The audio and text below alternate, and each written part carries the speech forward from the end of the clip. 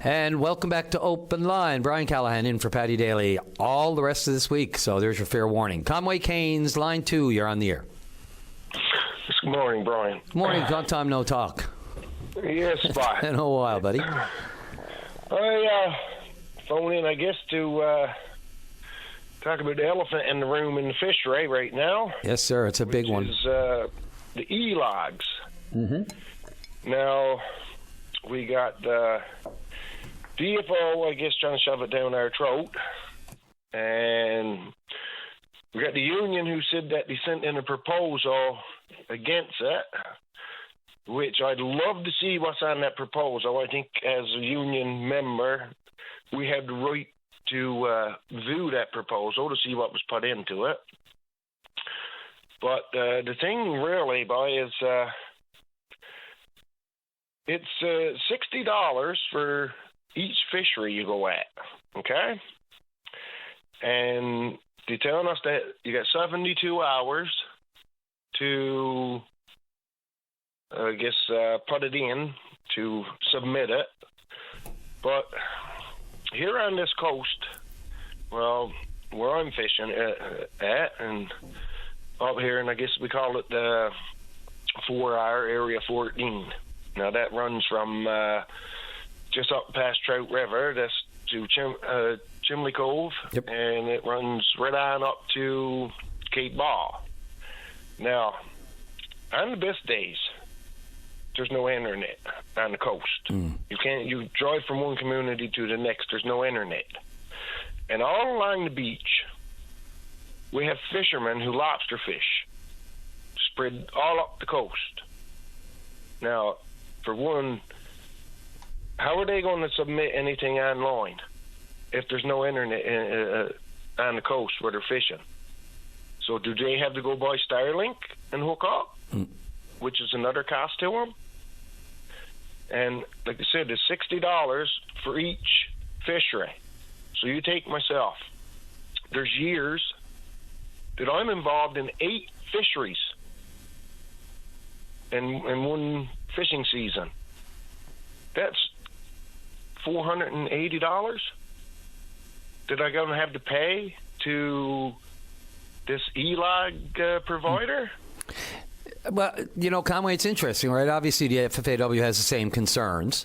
Ever since DFO, they're saying that DFO failed to acknowledge that very point you're saying on the Wi-Fi connectivity and limited cellular in certain areas. But, I haven't seen the full FFAW proposal. I do know they wanted to sort of a little of both, right? Balanced approach, they called it.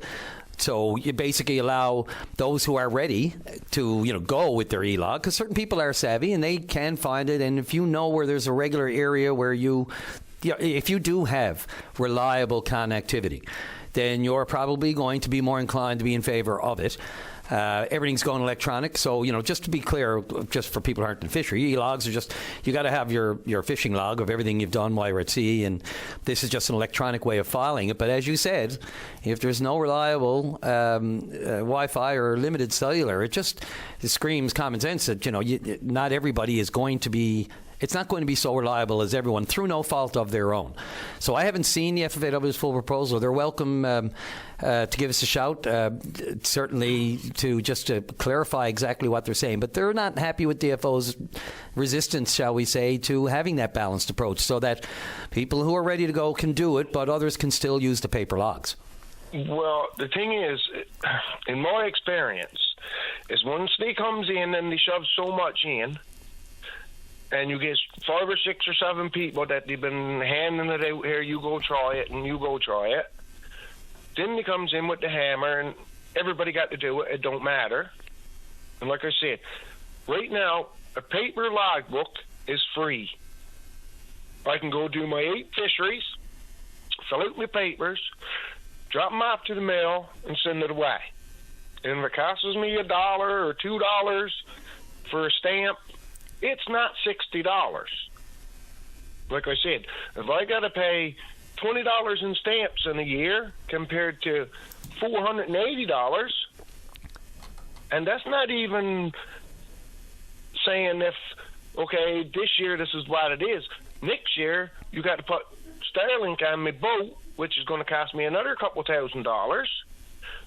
I've been at the redfish last fall. I seen firsthand what these e-logs are. And the boats that was at the redfish had to have the internet onto them so they could hail in. You can't even pick up the phone and hail in anymore. You have to go through your e-log. Like, this is a disaster. Trying to put DFO's job back on the fishermen, make them pay to do DFO's job, while some third-party company is taking the money to make a job off the backs of the fishermen again. And what happens if he gets hacked? Like, it's bad enough with all my information online for the hospital getting hacked. If some third-party company is out there with all my information that's got nothing to do with the government, they're just there sitting in the background with their hand out looking for some money because they invented something, to me is a disgrace. Yep, it's the price of efficiency and technology all in one. It's the age of efficiency. If you're in any position of authority in any organization these days, it's all about finding ways to do things cheaper, but trying to get the same results, and that's just counterintuitive as well. Cheaper for who? Well, cheaper for who? Yeah, I pays for my licenses. When I say cheaper, I mean government saving money in any way. And if they're downloading, saving money. Yeah, downloading, as you said, and saving as in efficiency. So efficiency is not just saving it; it's finding ways to do the same thing or less. Or just as much with the same amount of funding and the same amount of resources. But in a real world, that doesn't happen. And they believe that by downloading this on fishermen for them to do it and charging the fee, that in the end, the bean counters look at both ledgers and they go, we can collect that here. You're going to have a change here, and people are just going to have to get used to it. But again, it justifies the logic of if you have a connection. And it just feels like, the push is on to do it as quick as, to phase it in. But so many of these decisions are made without the on-the-ground, first-hand knowledge of what a fisher goes through, what a harvester has to go through in the run of a day, whether it's connectivity or whether it's all the other rules you have to follow, whether regarding your quota, where you are, hailing in, at sea observers, and everything else. It's regulated to death. Well, the thing is, if they want this stuff, and like you said, for efficiency, why are they making the fishermen pay to do DFO's job? That is DFO's job, to take our logbooks, put it into the database, and go through it. Because then someone at DFO doesn't have to do it, and the fisherman has to do it, which is called efficiency for them. Yeah, and it's called pass the buck. Yep. And then I got to pay, but this is not how it's supposed to work.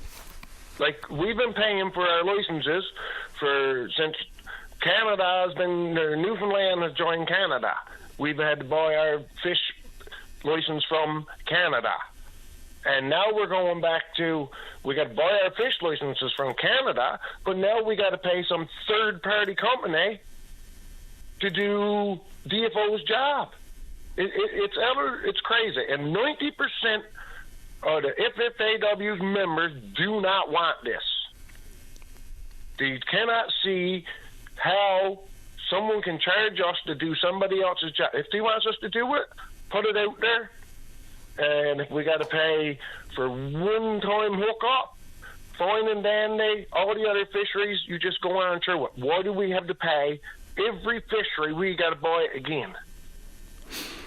Yeah, we're being dragged in. Everyone's being dragged into the into the web age, into the internet, into the technological age, whether we like it or not. But at least in this case, it seems like the FFA has always tried to find some common ground. But as you said, if there's 90% of the members you believe just don't want it, do they just don't want it or just don't want change? And then there are others who may be able to get their connectivity, and those issues aren't the same. But I'd love to hear from Dwan Street, if she's listening, or anyone with the FFAW, just to flesh out the other side of this, as you said, 90% of membership, and what the FFAW specifically is trying to do, or where they are getting or where they're not getting with DFO on this, and what the options are, and whether or not it's going to be or what the next step is. Because if their proposal was rejected by DFO to have a balanced approach, logbook, the paper log and the electronic, I'm not so sure why that would have been a problem as far as just trying to, instead of just throwing everybody right into this, have a more staggered and more, gradual implementation process, shall we say? Yeah, well, in the words of the oil card draggers, it's all coming out of the card end. All the money is coming at the card end, and it ain't coming off of DFO. Are you at the crab, Conway? I will be at the crab when it opens. I'm a multi-species fisherman. The only thing I don't do is shrimp drag. Okay, I think I have a dragging license.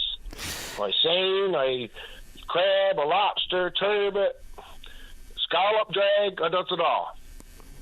In this world, you got to do it all because we got so much quota, and it's not very big quotas. So you grab a week here and you grab a week there. Yeah, and I tell you, I asked because, the crab fishery itself, our most lucrative, is going to be, I don't know how we're going to, if the tariff situation, it was already bad enough, and it's great to see the FAW and ASP, the Association of Seafood Producers, together, but it's going to be a year. We thought last year was wild. Just wait till this year. Conway, I got to get off to the news. Really appreciate the call as always. One quick wrap-up? Just thanks for your time, and it's really time that the fishermen they're going to have to do something. We're going to have to stand up, go to DFO's building if they wants to shove this down our throat. $60 for every fishery we got to do, not $60 for this one. Like I said, just myself, I'm going to be paying $480 just for next spring, to go from the spring to the fall. That's with the 8 fisheries that I'm involved in. And that's the $480 that you didn't have to budget for before. No, I can give that to my children. There you go. I got one that's grown up, but I still got 2 that's in school. And given the uncertainty of the fisheries coming up, especially crab, that $480 means a lot more than it did even last year. Conway, thanks for the call. Don't be a stranger. Yeah, thanks for your time. Good luck. Okay.